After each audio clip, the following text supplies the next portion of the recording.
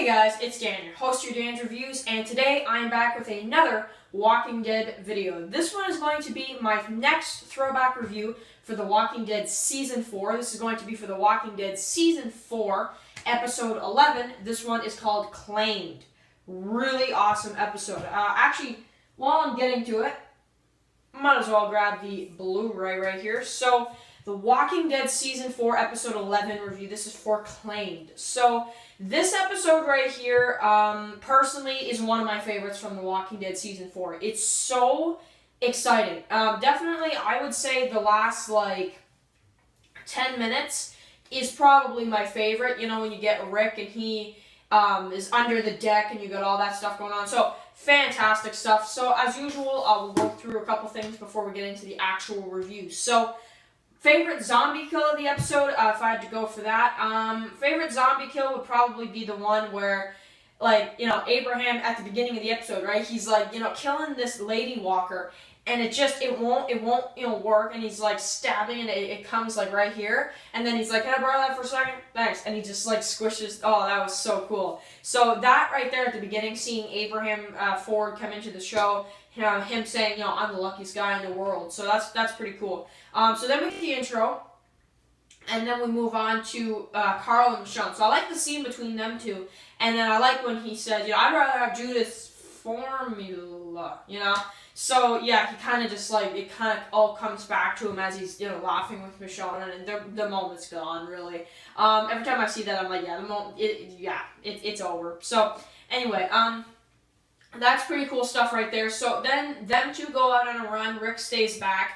And, Rick, he's, just trying to take it easy, basically. And I like when Michonne asks him, this place is it home, or, are we just stopping here along the way or something? And Rick's like, well, let's stay here till we figure it out. And Rick, really, you can tell Rick has no idea where the heck to go. He really doesn't. Just when he looks at her, he's like, I don't know, so... Yeah, that's some pretty cool stuff right there. I like the character development in this episode. That's probably my favorite, is just the development, and definitely, if I had to pick a character that really did a great job acting in this episode, was Michonne.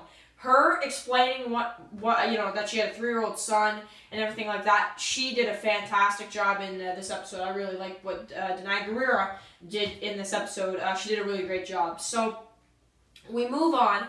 We have Carl and Michonne. I like the crazy cheese part, right? So that was kind of funny. He's not laughing, right? And he's like, I was laughing inside, right? So, and then she mentions that she had a 3-year-old son and that, he found it really funny. And then that's when Carl's like, what? So then he has all these questions. They start clearing 2 rooms. And she says, I'll answer, 1 question at a time, 1 room at a time, but only after we cleared it. And then they clear 2 rooms, right? And he's like, so... did you have any other kids? And she's like, I said after. And he's like, well, we cleared that room, and this is also a separate room, so I'm going to ask you a question. So that was pretty cool stuff right there. And he's like, so, and then she was like, no, 1 was enough for me. She's like, and Andre was a handful like you, So, and then she's kind of trying to avoid the questions. She says that, everything happened with Andre, and Terry and Mike and all that stuff, that happened after everything happened. So that was pretty cool stuff right there. So I like that scene a lot. That was really, really cool, actually. That was definitely a standout of the episode. So Michonne, she goes into a bathroom, and then there's another room, and it's a little play toy room or whatever, and then there's another room, and then that's when it gets dark, because then there's these little girls or whatever, and they're all dead right there. So that was really, really crazy. And that was definitely I didn't see that coming. I really didn't. I thought that she would just clear the place or whatever and be fine, but there's definitely a lot of dark elements in this episode as well. So we cut back to Rick, and he hears guys downstairs, and it looks like they're either killing somebody or they're beating up someone or something, So, of course, Rick, being the person, that he wants to, he wants to meet new people. Obviously, he doesn't want it to just be them 3, but he definitely understands that these are not people that he can just walk downstairs and say, hey, how's it going, So he has to get underneath the bed, which I thought was really cool. I like when the guy's like walking across, going into one room from another, and Rick tries to get out to get the bottle of water, has to wait, and then gets the bottle of water. I thought that was really intense too. And when he's under the bed, you're just waiting for one of these guys to like be like, hey, there's a guy underneath the bed. Especially when the guy sits down, goes to sleep, then the other guy comes in, he's like, you're waking me up to see if I'm comfortable, and he's like, I want to lie down, and then they start fighting. One of them gets knocked down, sees Rick as he's getting choked, right? And, he's really like, it's like, oh my God, like, what's going to happen if this guy doesn't get knocked out? Rick is, like, in trouble and everything like that. He does get knocked out, but Rick knows that as soon as this guy on top of the bed goes to sleep, I have to get out of here. So he does do that. He slips out, and then as soon as that happens, he's, trying to hide from Joe behind, like, this wall, and he's just trying to make it out of the house. And then he gets to the bathroom, which that was definitely, in my opinion, one of the biggest moments of this episode, where he has to kill the guy, right? The guy's reaching for the scissors, and it's a really intense sequence, too. I really enjoyed that a lot, because I thought that was just kind of like Rick going back to how he had to be, because in season 1, Rick was like the good guy sheriff. In season 2, Rick was, he was strong, but he was still kind of trying to be the good guy. And then in season 3, that's when the transformation came, where he's killing Thomas, with the machete and all that stuff going on. And then in season 4, he tries to kind of go back to how he was in season 2 and season 1 a little bit. With farting and all that stuff, and it just can't work in that situation. He has to kill the guys. So that, in my opinion, was a fantastic sequence. So we move on. We've got Rick, who finds that cool jacket, which is pretty cool. Rick's jacket from, like, the season 5 jacket right here. There's the figure right there that has the jacket. So yeah, Rick with the jacket, honestly, that's my favorite outfit that Rick ever has in the series. With the big, beard and everything. That's just, he looks so evil. It's kind of cool, to be honest. So, anyway, cool stuff there. So, then he tries to kind of sneak out. He's making quite a bit of noise, actually. And then he's underneath the deck, right? Or, like trying to hide. And Joe's, like, whistling. And Rick's like, does the guy know I'm here? Like, is he just waiting? Like, and that was kind of something. I feel like Joe kind of knew someone was there, And then all of a sudden they hear the guy that Rick killed in the bathroom turns, and then Joe goes, he's on his way there, and then that's when Rick gets up and he starts running as Michonne and Carl are, like, on their way there. So, like, seriously, that guy turned as a walker at, like, the perfect time. So they run away, and then you have the stuff with Abraham, Tara, Rosita, Eugene, and Glenn. So that was cool stuff right there, because he's like, stop the truck. And then he gets out, and then he insists. He's like, I gotta go find Maggie.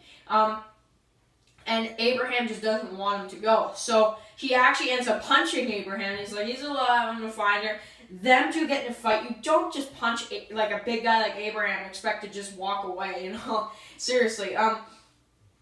And then they start fighting as Eugene starts purposely, because he doesn't have the cure at this time, but we didn't know this at the time either. He starts firing at the truck when he's really pretending to fire at the walkers, but he's firing at the truck on purpose. And he's doing all that stuff, really cool stuff. Then they start coming, they shoot all the walkers that are coming through the bushes, really exciting sequence. And then Abraham, Eugene, and Rosita decide, well, we're going to go with them because, the truck is just done. So, yeah, that was some good stuff right there. And then you see them walking later on, right? Going on their way to find Maggie. A little conversation between Abraham and Tara, all that stuff. So, and I like it because he's like, saving the world is just more important. And I do like what he said here. He's like, even if he does find his wife, how long will they live happily ever after if we don't get Eugene up to Washington? I like that because, you see what happens in season 7, right? It's like, wow, you know what? In a way, that is kind of true. How long would they really live happily ever after, So, that is kind of true. But still, it's Maggie. Glenn's got to find her, and I support that 100%, definitely. But I do like that line from Abraham a lot. So, we end the episode, and we've got Rick, Michonne, and Carl who find the sanctuary, sanctuary for all, community for all, those who survive or whatever terminus, all that stuff.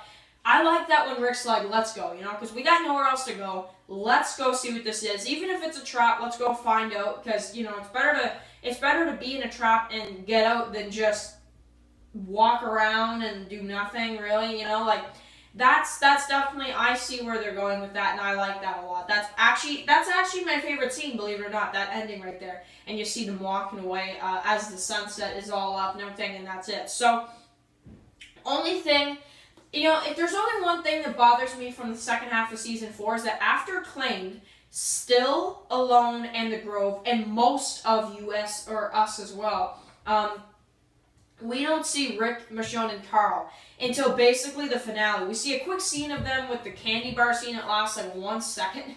But, like, seriously, I wish they would have shown more, you know, because it's like, you know, I don't know why they, you know, I know they're trying to show that the Walking Dead can survive without Rick, but if they're going to kill off Rick eventually, at least show Rick, Michonne, and Carl a little bit, you know?